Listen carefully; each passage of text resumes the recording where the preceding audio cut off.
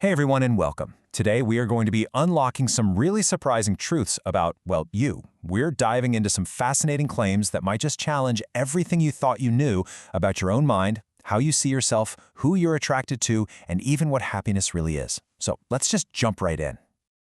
All right, let's start with a direct question for you. Take a second and be really honest with yourself. When you look in the mirror, what do you actually see? It seems like a simple question, but your answer is so central to how you walk through the world every single day. Well, if you're like most of us, you're probably your own harshest critic. Because get this, according to our source material, you appear 3 times more beautiful to other people than you do to yourself. Isn't that a wild thought? That the version of you that you see is so much more critical than the one the rest of the world gets to see. So this whole idea of self-perception is the perfect lead-in to our first section, Your Mind, Your World. We're going to explore some pretty bold claims about how our internal thoughts and our habits really define who we are, starting with what it is that sets highly intelligent people apart from the crowd. You know, our typical image of a genius probably doesn't involve them being a total loner, right? But this source suggests that's exactly what it's about. Highly intelligent people often actually prefer to be alone. They talk to themselves, they get lost in their own thoughts, and they build a unique identity that's totally separate from what everyone else is doing. Okay, this next one is huge, and it applies to literally all of us. Simply put, repetition creates your reality. Your brain, well, it doesn't really distinguish between good thoughts and bad thoughts. If it hears something enough times, it just starts to accept it as the truth. So the takeaway here is pretty clear. You have to be so careful about what you tell yourself over and over again. But here's where things get a little tricky. Just as we're getting comfortable with the idea that intelligent people like being alone, the source hits us with this totally opposite idea, that wanting to be alone is the first step towards madness. So which one is it? You know, maybe the real difference is why you're alone. Is it to create and think, or is it to hide from the world? It seems like there's a really fine line there. All right, let's switch gears a bit. We've been inside our own heads, but now let's talk about how we connect with other people. This next section is all about the secrets of love and attraction, and we're going to look at some surprising ideas about how human connection actually works. Here's a classic debate starter for you.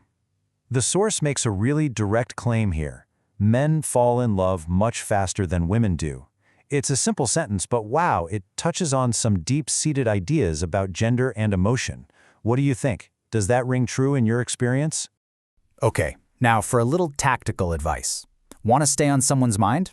Our source has this little 3-step playbook. First, use their name. It's simple, but it creates a personal bond. Second, ask for a tiny favor. It's a weird psychological quirk that we feel more connected to people we help. And third, talk to them right before they go to sleep. The idea is that this timing makes you way more likely to pop into their thoughts or even their dreams. Now check this out. This slide lays out a supposed fundamental difference in how men and women deal with being wronged. The claim is that men might forget the details of what happened, but they'll hold on to that grudge forever. They never truly forgive. Women, on the other hand, will forgive the act itself, but they will never forget a single detail. A pretty fascinating, if sweeping, psychological split. Let's zoom out a little bit now. How does the rest of the world see us? This next section, What Do People Think?, gets into social judgments, first impressions, and some really weird universal habits we all seem to share.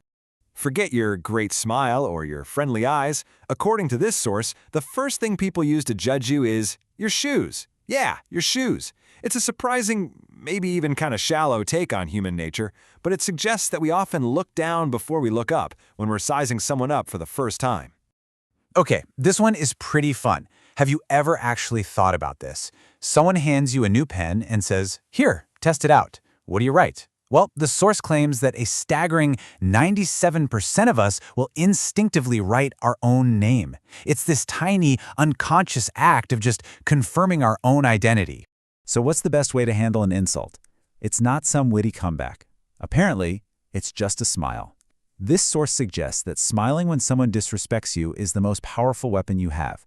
It completely disarms them, and that smile acts like a sharp arrow, basically turning their negativity right back on them. From those little social jabs, we're now going to move into a deeper and maybe darker part of how we interact. Let's get into the game of truth and lies, and how we all navigate this really complex world of deception. Wow, this slide really puts our modern life into perspective.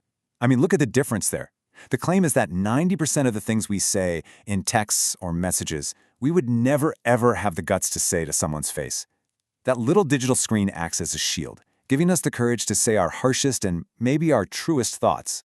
And here is a fascinating paradox for you. Who is the best person at spotting a liar? Well, according to this source, it's another liar. Someone who is an expert at deception is also an expert at detection. You know, it kind of makes sense. It takes one to know one. All right, for our final section, we're tackling the big one, happiness. What even is it? How do we get it? And maybe the most important question of all, how long does it even last? So what's the secret?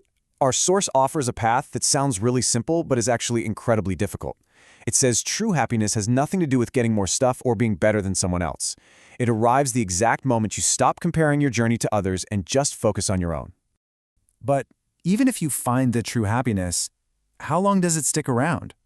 According to this, there's a surprisingly specific time limit. No matter how amazing the feeling of joy is, it only lasts for a maximum of about 9 days before it starts to fade. This leads to a really profound idea about where we actually find our joy. Maybe it's not in the moment itself. Think about your favorite vacation or your proudest accomplishment. This source claims you aren't as happy during the event as you are later, when you're just remembering it. Happiness, it seems, might live in our memories more than anywhere else. And that brings us to our final and most startling piece of information. 7 minutes. What on earth could be so important about just 7 minutes? According to our source, after a person dies, their brain remains active for 7 full minutes. And in these last moments, it's believed that a person's entire lifetime of memories plays out like a movie. This leaves us with a pretty profound question to ponder. If happiness is really found in the memory of something, and not the thing itself, what does the brain choose to remember in its final 7 minutes? What would yours remember?